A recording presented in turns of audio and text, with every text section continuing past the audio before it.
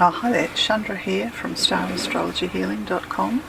Just continuing on with my talks, my little brief travel talks. I'm travelling through Central Australia at the moment, and if you haven't connected with me, check out my website under This Ancient Land, or Footsteps, something or other, Footsteps. Now I'm talking to you today about a day trip that we took out to the East McDonald's. We left Alice Springs and headed east. I think we drove about 100 kilometres, and the first place that we stopped was a place called Ontoka Gap, otherwise known as Emily Gap. We'd heard about Ontoka because we'd been at the Olive Rose, was it? The Arid Botanical Gardens, and we'd heard about a gap where, according to the Aboriginal teachings, the caterpillars had eaten a hole in the mountains, a bit the way caterpillars eat a hole on the edge of a leaf, and they gradually worn the edge of the mountain down and created this very first of the breaks in the range of mountains known as the East McDonald's. Anyway, we stopped out there. It was fairly early in the morning. The dreaming associated with this is to do with the caterpillars. Yeah, and we were greeted by beautiful sunlight coming in behind this incredibly sheer rock face. Then we came upon some very fetching budgerigars. We've noticed the budgerigars, literally flocks of them all over Central Australia, and they're very chirpy and chatty, and we've managed to get a photograph, and then we continued on.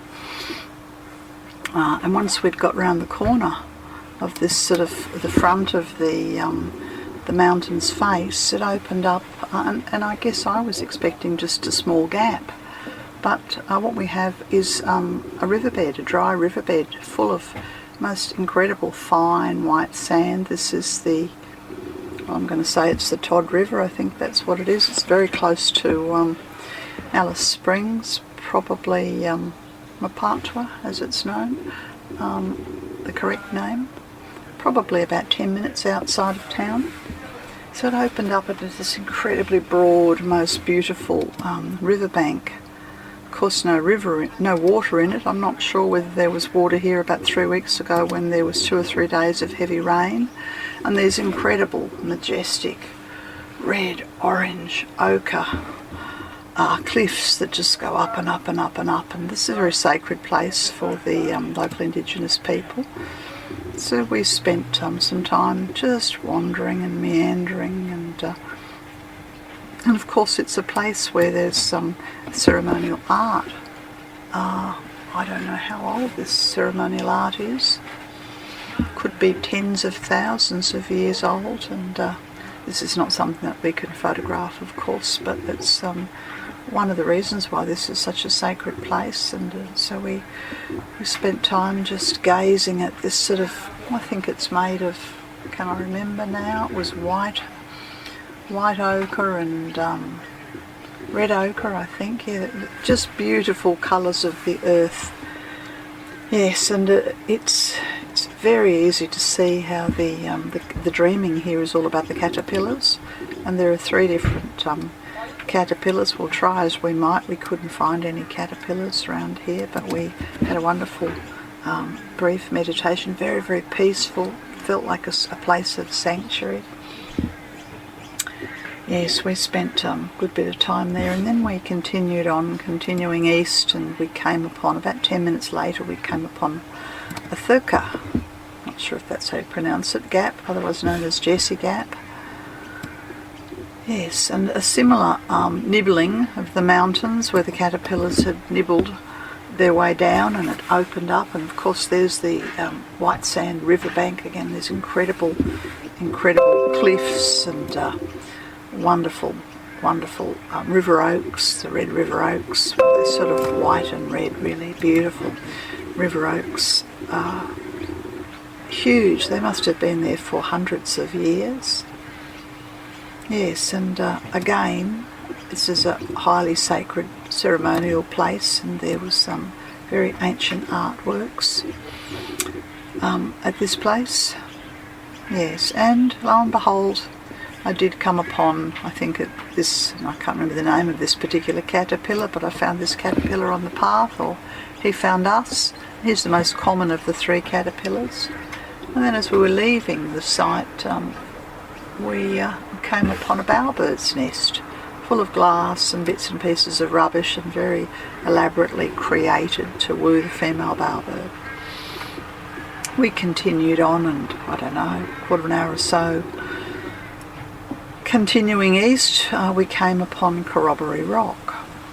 And so we turned down. It was a couple of minutes off the highway really, and this incredible upthrust of rock with this majestic backdrop of mountains, and for all the world it reminded me of being at a concert, and the mountains were somehow or other the big speakers that would amplify the energy that would come from the Corroboree Rock.